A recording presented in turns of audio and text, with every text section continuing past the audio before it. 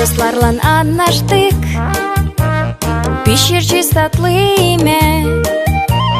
Kimide ne var evde, ne kadar çabuk getirme.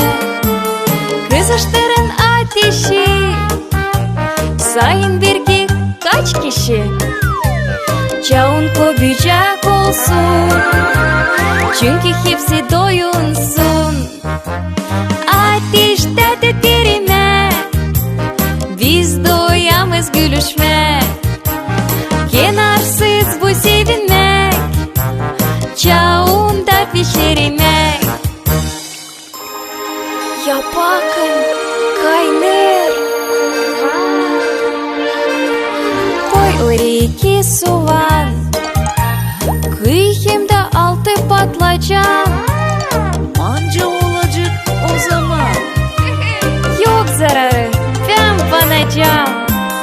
Kaynadıkça o kaynır, bir alayışlar hep katılır.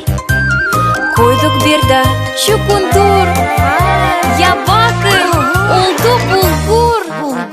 Ateşte tetirime, biz doyamız gülüşme. Kenarsız bu sevinmek, çağında pişirmek.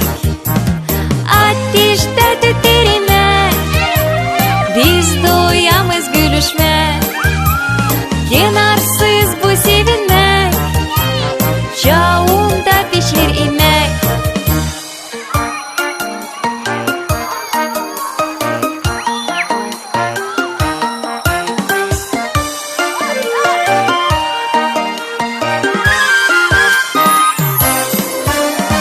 Ateşte tetirime, biz doyamız gülüşme.